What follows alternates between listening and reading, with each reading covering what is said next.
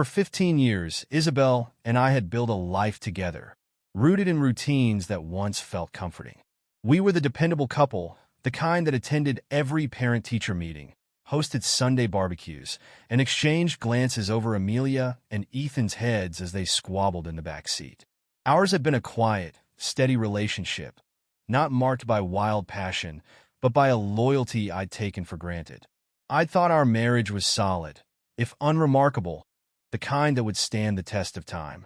But looking back, maybe the cracks had been there all along, waiting for someone or something to pry them open. I pushed the front door open, the quiet striking me like a blow. Then I saw her, Isabelle, in the middle of our living room, suitcase spread open on the carpet like an exposed wound. She was throwing clothes into it, her hands moving with a frantic, furious efficiency that turned her face into something sharp and alien. Isabelle? I barely recognized the sound of my own voice. What are you doing? She didn't look up. What does it look like, Paul? Her voice was brittle, snapping with barely contained contempt. I'm leaving. I stood there, frozen, as her words settled in my mind. I'd heard whispers of this tone before, moments when she'd get that weary look in her eyes, when she'd complain about our routine, about my job, the endless parade of bills and responsibilities. But this was different. Leaving. The words sounded hollow, as if it belonged to someone else. You're just going to leave? Finally, she paused, fixing me with an icy stare. Yes, Paul, that's exactly what I'm doing. I'm done living this small, constrained life with you. I want more. Her gaze flickered down at the clothes she'd half-packed before she added, I deserve more. My breath caught. This was the woman I'd loved, the woman I'd built a life with, who had stood beside me through everything, or so I'd thought. And now she was just leaving? And the kids? I managed to choke out, the words thick in my throat. What about Amelia and Ethan?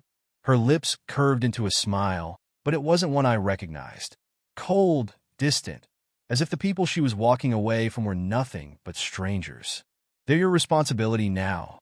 She lifted her chin, her gaze meeting mine without a shred of remorse. You always were good at playing the role of father, Paul. So, keep it up. You and your little chemistry lab paycheck should do just fine without me. And there it was, the source of her resentment, spelled out in those cruel, dismissive words. I'd known Isabelle had become restless, that she'd grown tired of my work and our life, but I had never imagined it would drive her to this. My stomach turned as I processed what she was really saying. She was discarding us, me, Amelia, Ethan, all for what? A fantasy? The answer arrived before I could ask. Outside, the throaty purr of an engine cut through the silence. I glanced toward the window, just in time to see a sleek black car glide into our driveway. It was the kind of car that looked like it belonged in a showroom, all sharp lines and glistening paint, too flashy for anyone with a sense of humility. Isabelle's hands stilled, a satisfied glint flickering in her eyes as the car door swung open and he stepped out. Derek Hunt, tall, impeccably dressed, radiating the kind of confidence that only money, new, ostentatious money could buy. I'd seen him before, at a charity event Isabelle had dragged me to months ago. He'd been the star attraction, regaling guests with stories of his business conquests and the fortune he'd amassed in the cutthroat world of real estate. Back then, I'd found him obnoxious, but harmless, a man obsessed with the power his money bought him. Now, standing here in my driveway, Derek was something much worse. He took his time walking up to the door, adjusting the cuffs of his suit jacket with a smug little smirk as he caught my eye through the window.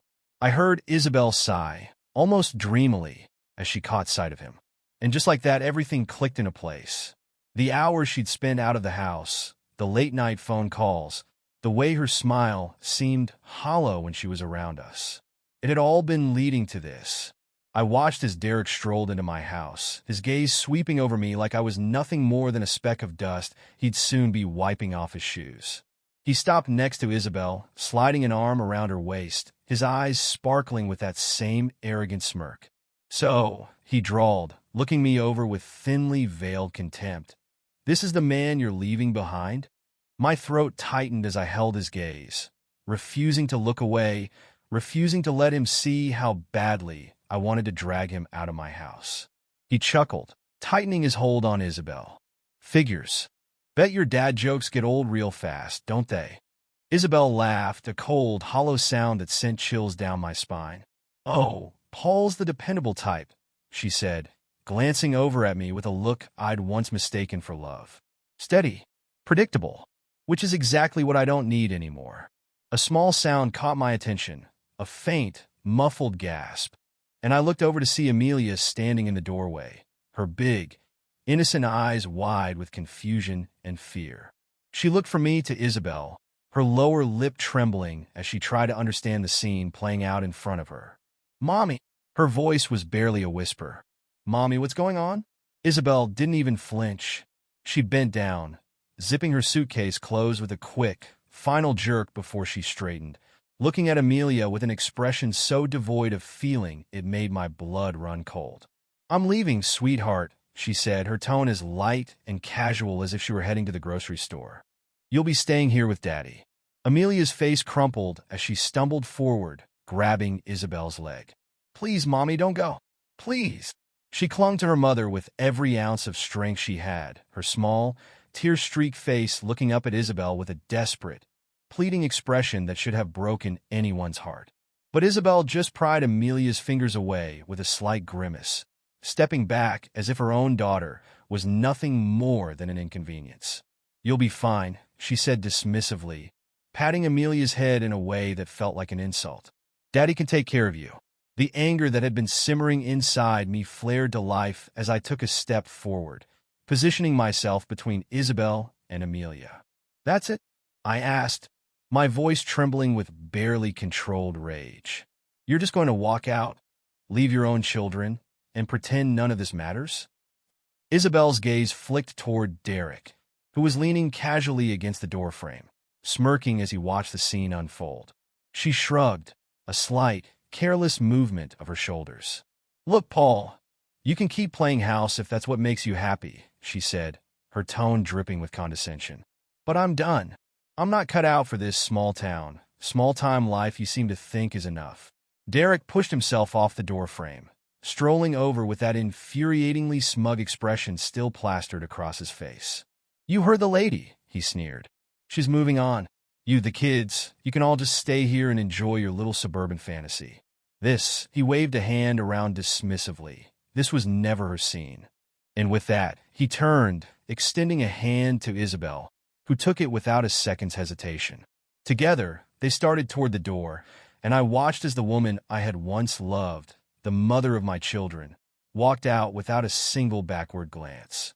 Ethan, who had been standing silently at the edge of the room, finally stepped forward, his face pale, his eyes burning with a mixture of shock and fury. So that's it, he called out, his voice shaking. You're really just leaving? Isabelle paused in the doorway, glancing back over her shoulder with an expression that could have been boredom. Yes, Ethan, she said coolly. You'll understand when you're older. Derek chuckled, patting Isabelle's hand as they stepped out onto the porch, his laughter echoing in the silence that filled the house after the doors swung shut. I didn't move. I didn't say a word. I simply stood there, staring at the door, feeling the weight of everything we had lost pressing down on me like a mountain. Then Amelia's quiet sobs broke through the silence, and I knew what I had to do.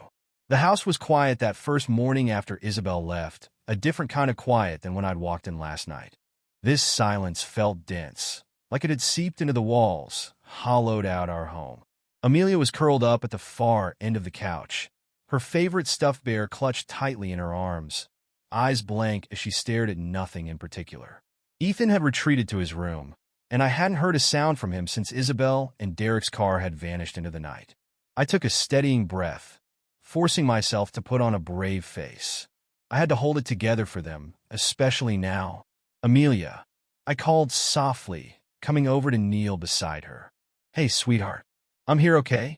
It's just us, but we're going to get through this. I placed a hand gently on her shoulder, but she didn't react, her gaze fixed on the wall.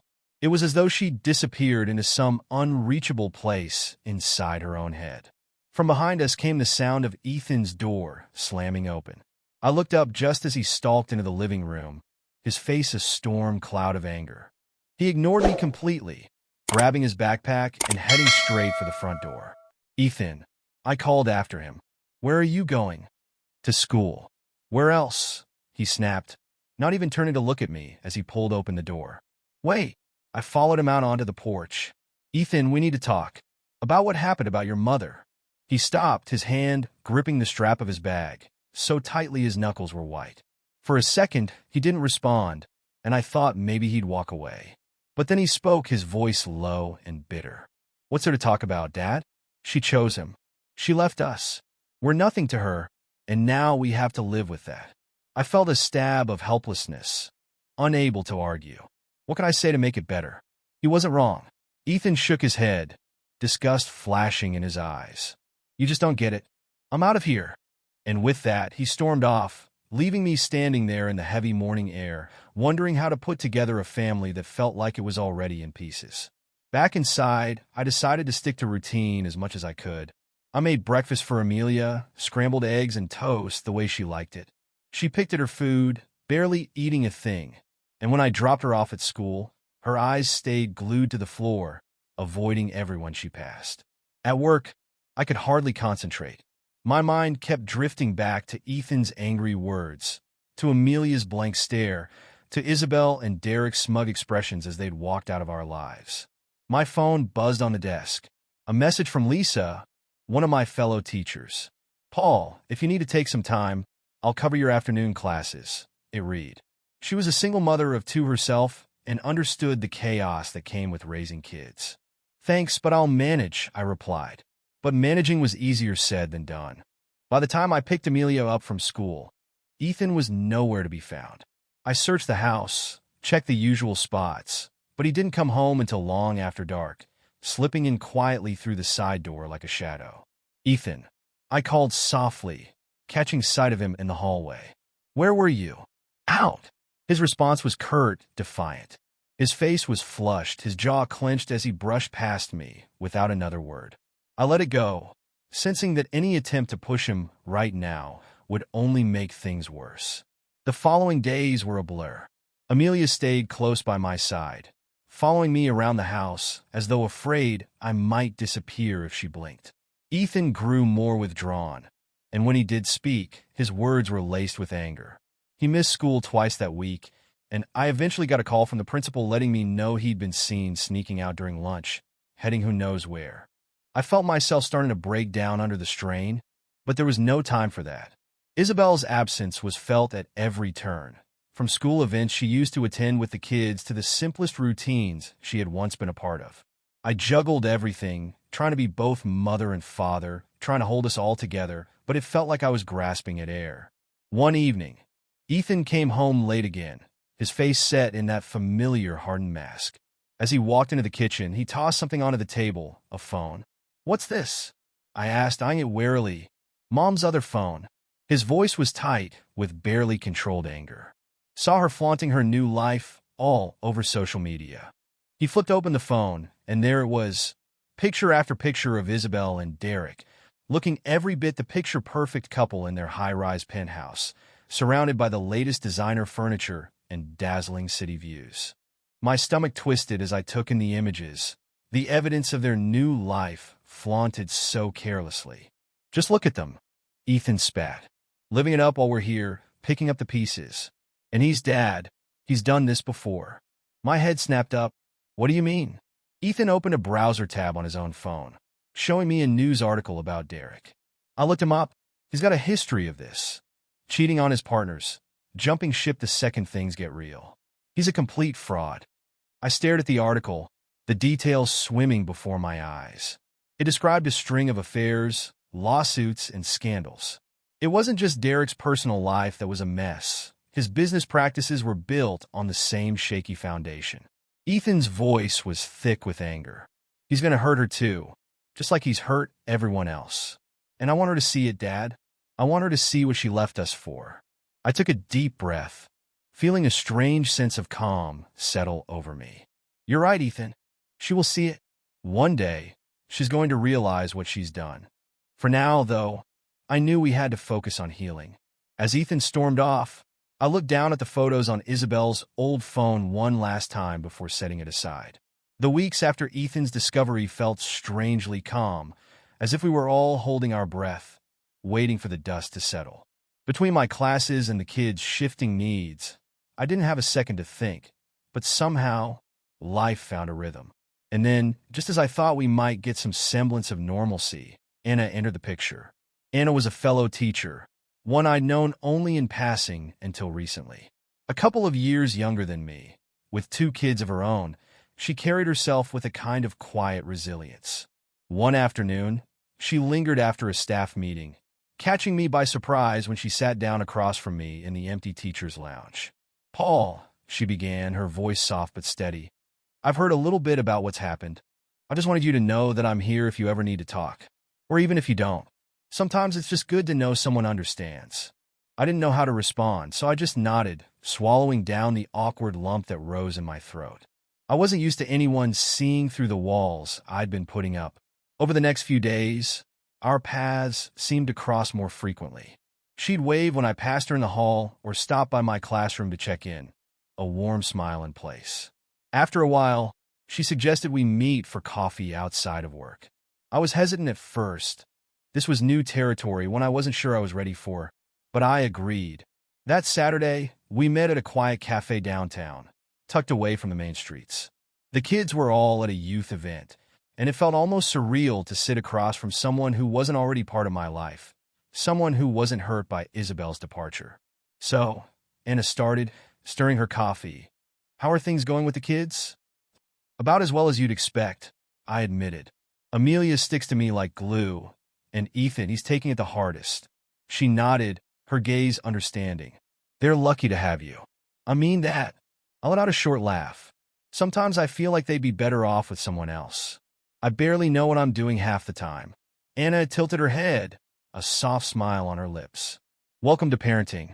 I think we're all winging it more than we let on." We laughed, and for the first time in what felt like forever, the weight on my shoulders felt a little lighter. We spent hours talking, sharing stories of juggling work and parenthood. Her kids, I learned, were close in age to Ethan and Amelia. There was a quiet strength to Anna that was both comforting and grounding. A few days later, Anna invited me and the kids over to her house for dinner. Her daughter, Chloe, took to Amelia instantly, leading her upstairs to show her an old dollhouse she'd outgrown but never managed to give away.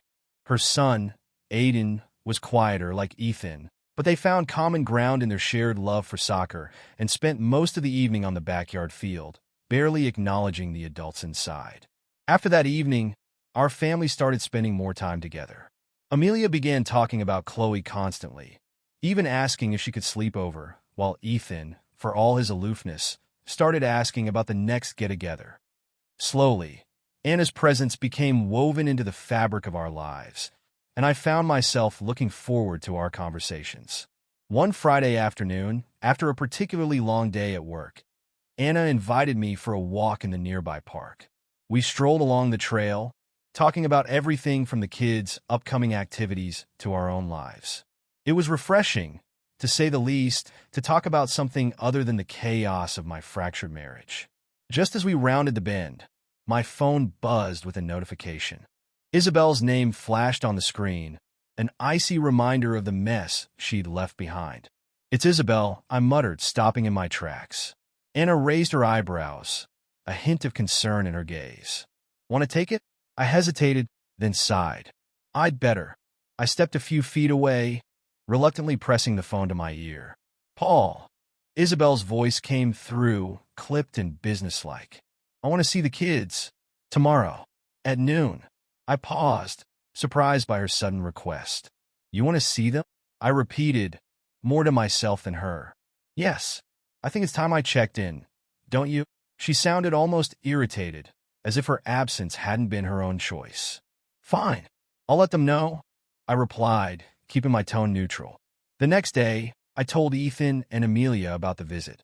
Amelia seemed torn between excitement and confusion, while Ethan's expression hardened immediately. "Why does she want to see us now?" he asked, his tone laced with disdain. She walked out. "She made her choice." "She did." I agreed, but I could see Amelia watching, hope glinting faintly in her eyes. But she's still your mother. If she wants to see you, it's only fair to give her a chance. Ethan grumbled, but eventually agreed to go along with it. I could tell he was going only for Amelia's sake, but I was grateful all the same. When Isabelle finally arrived, it was clear she'd taken some extra care in her appearance. Her makeup was flawless, her clothes stylish and immaculate. But it was her eyes that caught my attention. They were cool, almost detached, as she surveyed the home she'd once shared with us. "Hello, kids," she said, her tone light as she swept into the living room.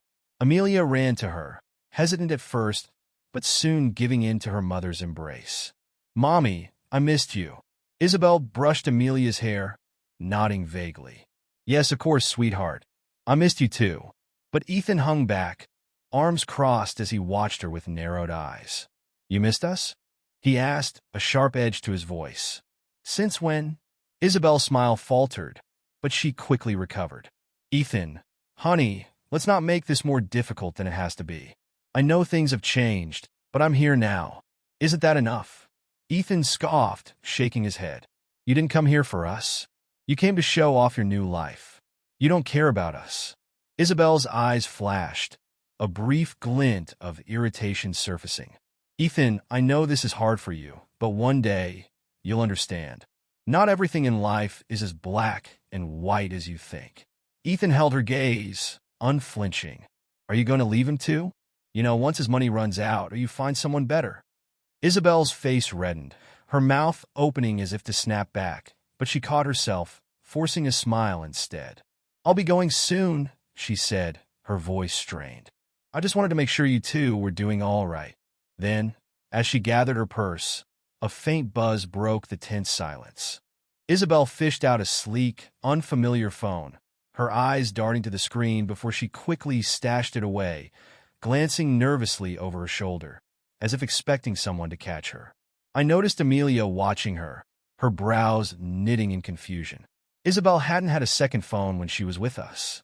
I stored the detail away, a gnawing suspicion forming as I watched her leave without another word. The house felt a little fuller these days. There were still moments when I caught myself staring at the empty spaces Isabelle used to fill, but between work, the kids, and Anna's steady presence, I found myself focusing less on the gaps and more on what we still had. Or maybe what we were starting to build anew. But I couldn't shake the feeling that Isabelle's betrayal had left us more vulnerable than I wanted to admit. Not just emotionally, there was something deeper at play, something I couldn't quite name. Ethan's discovery about Derek had gnawed at me ever since. That unsteady feeling you get when the ground underneath seems ready to crack. I needed to know more. That's when the idea hit me. A private investigator. I took the leap, meeting with a man named Connor. He was an unassuming figure, dressed in nondescript clothes and with a calm demeanor that seemed to absorb everything around him. I laid out the basics. Isabelle had left me for a real estate mogul, a man I had every reason to believe wasn't what he seemed.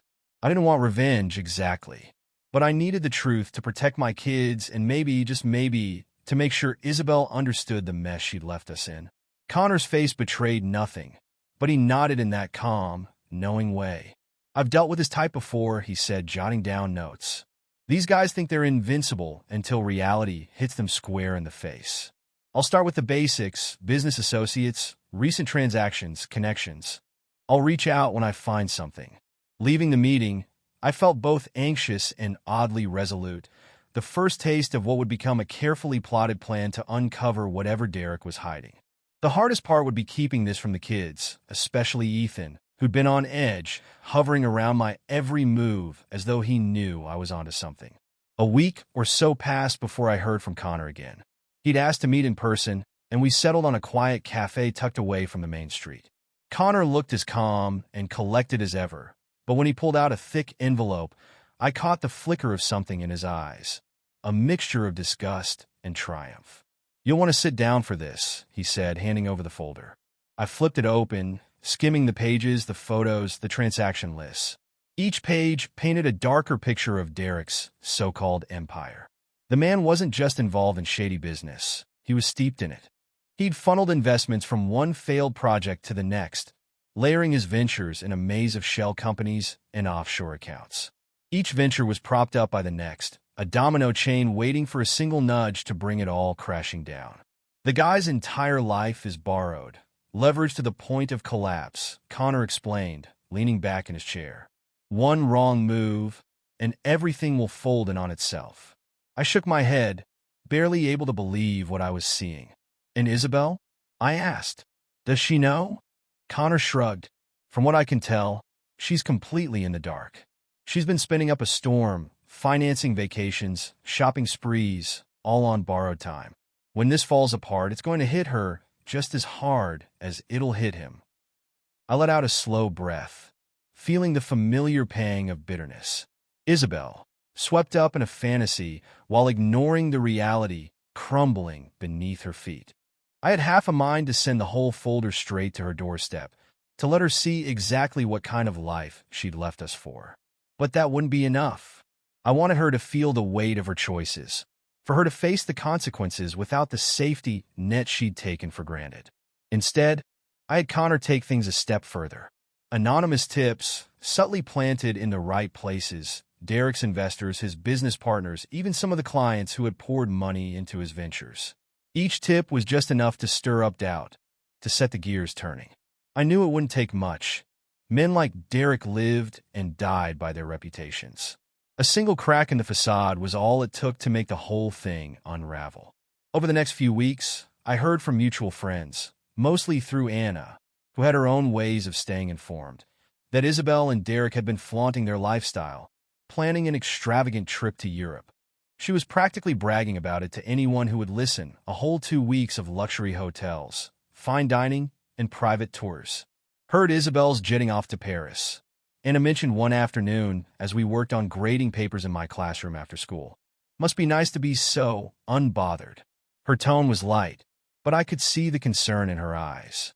Yeah, I replied, feeling the familiar, cold anger rise within me. She's oblivious to everything else around her. Anna leaned forward, catching my gaze. Paul, I know why you're doing this. And part of me gets it. I really do. But just be careful. This can take over your life if you're not careful. I sighed, nodding. It's not just for me, Anna. It's for the kids. I don't want them to keep thinking that what she's done is something you can just walk away from, consequence-free. They deserve to see justice, I guess. She smiled, her hand reaching out to squeeze mine. Just remember they need you too, in the present. Whatever happens, you're the one holding things together. A few days after Isabelle and Derek left for Paris, I started hearing murmurs from friends in real estate. Word was getting out that Derek's business wasn't as rock solid as he made it out to be. Deals were suddenly stalling, investors were pulling out, and the cracks were becoming impossible to hide. Then, the real twist came. One evening, just after putting Amelia to bed, my phone buzzed with a message from an unknown number. It was Isabelle, back early from her vacation, and from the tone of her texts, in a panic. I need to see the kids, she wrote. Can we arrange something tomorrow? I agreed, curious but careful not to let her see how much I already knew. The next afternoon, she arrived, her face a mixture of worry and exhaustion. She barely looked like herself. No carefully applied makeup, no polished elegance, just a woman on edge. Paul, she said, glancing around as if expecting someone to be lurking in the shadows. Things haven't been great. There's a lot happening that you don't understand. Oh, I think I understand more than you realize, I replied evenly. She hesitated, then let out a sharp breath. Look, Derek's business is going through a rough patch. People are talking, rumors are spreading, and it doesn't matter. I wanted to see the kids, okay? I held her gaze, taking in her nervous expression, the way her eyes darted around. Are you sure that's the only reason? Her face flickered a crack in the mask. Then, just as quickly, she straightened, composing herself. Yes, of course. Just keep it to yourself, all right? They don't need to know. Before I could respond, her phone buzzed. She shot a look at the screen, her lips pressing together as she quickly silenced the notification, tucking the phone away. I noticed it wasn't the same phone she'd used last time. This one was different, sleek, and unfamiliar. Isabelle had never needed more than one phone before Derek. Who's texting you? I asked, watching her reaction. Her gaze narrowed. That's none of your business, Paul. Oh, but your life is our business now, isn't it? I leaned in, my voice low. You think the kids don't see what's happening? That I don't. She faltered, and for a moment I saw the uncertainty in her eyes. She knew something was wrong. Maybe not the whole story, but enough to sense that Derek's promises were turning to sand beneath her feet. I watched her retreat, trying to hold on to what was left of her dignity. But the cracks were already there, spidering across the surface of her picture-perfect fantasy. The first whispers came quietly, like the faint tremor of thunder before a storm. I'd heard the rumors from friends in real estate that Derek's empire had been crumbling, but it was almost surreal to watch it all unravel right before my eyes. News outlets were teeming with reports of investigations into his business dealings, suspicions of fraud, embezzlement, and under-the-table deals. The once pristine image he'd carefully crafted was disintegrating with each new headline, and it became clear that he was in real trouble. Not the kind of trouble you sweep under the rug with a few well-placed bribes, but the kind that had government agencies taking notice, freezing assets, and issuing subpoenas. I kept the news to myself, though Ethan and Amelia were both bound to hear about it soon. But when Isabelle called, her voice shook with a mix of desperation and disbelief, as though she couldn't quite process what was happening.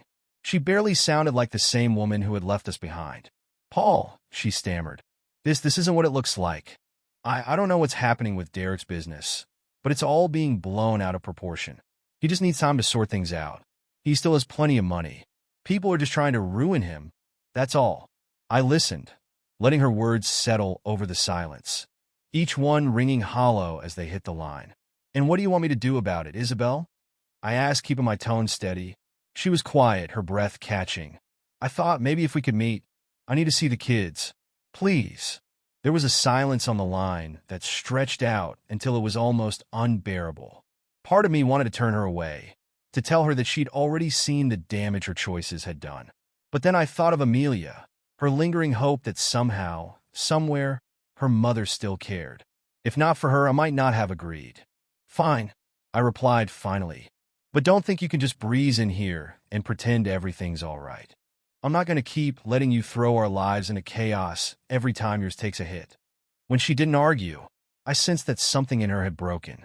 The next afternoon, I brought Amelia and Ethan to the cafe where Isabelle had asked us to meet. To my surprise, Anna had texted, saying she'd be nearby if I needed support. I hadn't expected it, but there was something comforting in the thought that she'd be around, a quiet reminder that I wasn't alone in this anymore. We waited for Isabelle in a quiet corner booth, Amelia tapping her fingers on the table while Ethan kept his gaze trained on the door. When she finally walked in, Isabelle looked every bit as rattled as her voice had sounded on the phone. Her usually impeccable appearance was gone, replaced by the exhaustion etched across her face, the faint shadows under her eyes. She looked like a woman who had been fighting an invisible battle and losing. Mom! Amelia slid out of her chair, rushing to her. But Isabelle seemed hesitant to respond, almost as though she'd forgotten how to reach out, to meet Amelia halfway. She patted her awkwardly on the shoulder, glancing nervously between us. Hello, everyone, she said, her voice barely above a whisper as she took the seat across from me, her eyes darting to Ethan, who watched her with thinly veiled disdain. Glad you could finally spare some time for us, Ethan muttered, folding his arms. What happened? Derek not paying attention to you anymore. Isabelle's face tightened. Ethan, please. I didn't come here to argue. Then why did you come here, Isabelle? I asked, watching her struggle for words. She let out a long breath, running a hand through her hair, her eyes glistening as they searched mine. Paul, I made a mistake. I didn't realize Derek was so. She trailed off, her voice breaking. Look, everything's a mess. They're investigating him. We're under siege. I need time to think, and I thought maybe if I could just come back for a while, just until I figure things out. Amelia perked up at this, her eyes filling with hope, but Ethan's expression grew darker. You think you could just walk back in here after everything? He demanded. You really are something else. She flinched, her gaze flicking back to me, desperation in her eyes. Paul, please, she whispered. I need to start over. For all of us. Just then, Anna entered the cafe, catching sight of us from the counter. She gave a small wave, and I nodded, gesturing for her to join us. Isabelle's face fell as Anna approached, her expression flickering with surprise, then quickly shifting to something else, a realization, maybe, that I'd moved on in ways she hadn't anticipated. "Hello, Isabelle." Anna greeted her, her voice warm but steady as she took a seat beside me. She didn't lean close or make any grand gesture of affection, but her presence was unmistakable. Isabelle's gaze darted between us, a flash of something raw and vulnerable crossing her face before she quickly looked away. "So, this is how it is?" Isabelle asked, her voice brittle, a note of hurt seeping through. "You just moved on? Just like that?" I held her gaze steady. "You left, Isabelle. You made it clear where you wanted to be." She took a shaky breath, glancing around, perhaps realizing for the first time that she was truly alone. "It wasn't supposed to be like this," she murmured, half to herself. "I thought Derek said he'd take care of me." Ethan scoffed. "Guess you figured that out a little late, huh?" "Ethan," I said softly, but I didn't correct him. He wasn't wrong. Just then, Isabelle's phone buzzed on the table, and she glanced down, her face going pale as she read the message. I caught a glimpse of the name on the screen, Amanda. She immediately silenced it, her hands trembling as she tucked it back into her purse. "Trouble in paradise?" Anna asked, her tone cool but neutral. Isabelle's jaw clenched, but she didn't respond. Instead, she rose from her seat, her gaze fixed on the floor. "I'll be in touch," she murmured, barely meeting Amelia's eyes as she left. Her steps hurried, her figure shrinking as she disappeared through the door. Back at the house, a silence lingered as we processed what had just happened. But the next morning, I received a call that nearly made me drop my coffee. "Paul, it's Connor. I thought you'd want to know. Derek's taken off. They're saying he's vanished, left the country. And he wasn't alone." "What?" I managed, still processing the bombshell he'd just dropped. "He left with someone named Amanda. Apparently, he'd been seeing her for months." Isabelle stuck with everything he left behind. I couldn't hold back a grim, ironic smile, thinking of Isabelle's panicked expression yesterday, the way she clutched her phone. Now she would face the reality she'd chosen, without the comfort of Derek's promises or the support of anyone willing to clean up after her. Ethan, standing nearby, caught my expression. "What's going on?" "Derek's gone." I told him. "Skipped town." He left Isabelle with nothing. Ethan shook his head, a mixture of disbelief and grim satisfaction. "Guess she got exactly what she wanted, didn't she?"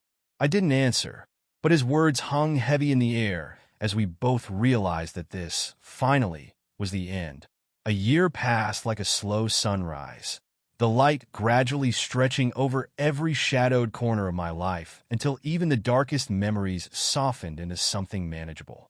The kids and I had found our rhythm, our own sense of peace.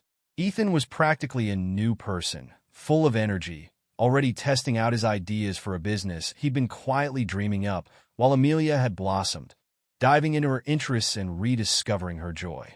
The three of us had rebuilt something strong, steady, and grounded, something Isabelle could never shake again. And there was Anna. In the months since she'd entered our lives, she'd become more than just a friend. She was a true partner, her kindness and strength supporting us through the rough edges of each day. She didn't try to fill Isabelle's place. Instead, she created her own. Her children had become family to mine, and our once quiet home was now alive with laughter, conversations, and the everyday messiness of a life well lived. When I received an invitation to a fundraiser event in the city, hosted by the same education foundation I'd volunteered with for years, I wasn't expecting anything beyond the usual meet and greet with colleagues and a nice evening with Anna. But when we arrived, I was caught off guard. The room was draped in lights, the tables elegantly set, and as I signed in at the front, the organizer, a tall, bespectacled man named George, approached me with a wide grin. "Paul!" He shook my hand, his enthusiasm palpable. "Thank you for being here. We're thrilled to be honoring your work tonight. Your contributions have been invaluable to our community." My surprise must have shown because he laughed, clapping me on the shoulder. "It's your night, my friend. Enjoy it." I turned to Anna, who simply smiled, giving my hand a reassuring squeeze. "You deserve this," she whispered. The night felt surreal. As we moved through the crowd, I saw faces I hadn't encountered in years, people who had heard about my new life, some of them giving approving nods, others offering polite congratulations. The speeches began, and before I knew it, George was on stage, recounting our community's progress and resilience. He gestured to me, talking about my dedication to students and the quiet ways I'd helped rebuild our programs in the last year. I glanced at Anna, who was beaming, and for a moment, the enormity of it hit me. I had rebuilt my life, brick by brick, without ever having to tear anyone else down. I had left the past in the rear view and moved forward with a determination I hadn't known I had. But just as the applause died down and I returned to my seat, I noticed someone standing near the entrance. Isabelle. I barely recognized her. She looked like a shadow of the woman she'd once been, her face gaunt, her clothes worn. Gone were the polished elegance, the flawless makeup, the self-assured smile.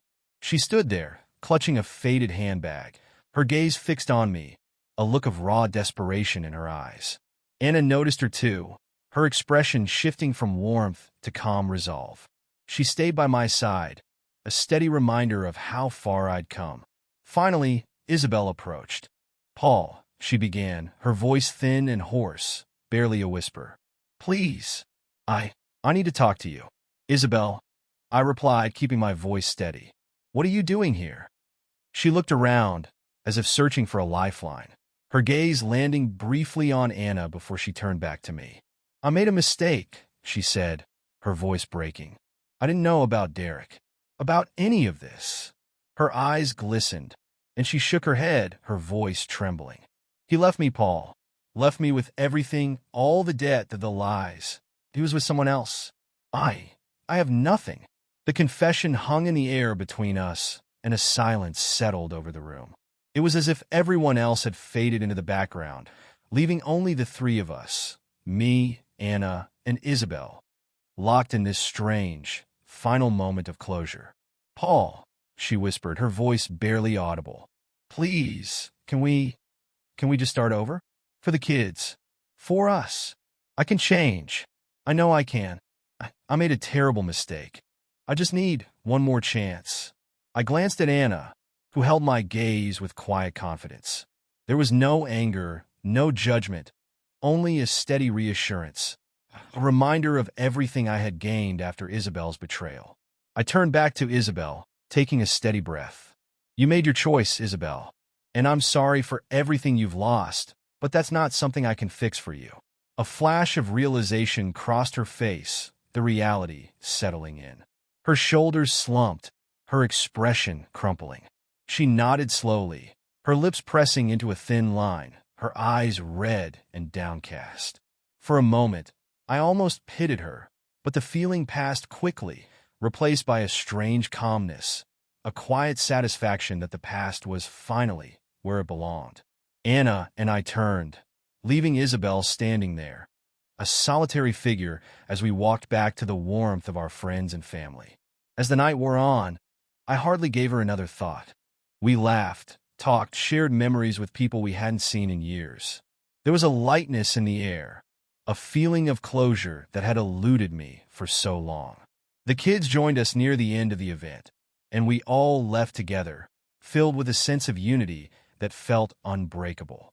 The following week, I heard through mutual acquaintances that Isabelle had received a notice from her bank. Derek's debt had been transferred entirely to her name. He'd left her with nothing but the shell of her own decisions, an inheritance of ruin from the man she'd once chosen over her family. A few days later, as Anna and I sat together on the front porch, sharing a quiet moment, a figure passed by on the sidewalk. "Isabelle." She paused, glancing up at our house, her gaze lingering on the lights glowing warmly in the windows, the laughter drifting out from inside. She didn't come closer, just stood there, staring for a long, unbroken moment. And then, slowly, she turned and walked away, disappearing down the road. In that final image, I knew that chapter of my life had truly closed. The kids and I, together with Anna, had moved on, a new family stronger than anything I could have imagined. And as we sat there, basking in the quiet peace of a life rebuilt, I knew, without a doubt, that there was nothing left for me to look back on. Thank you for listening to this story. Subscribe to the channel, put a like under the video, and write a comment about how you like this story.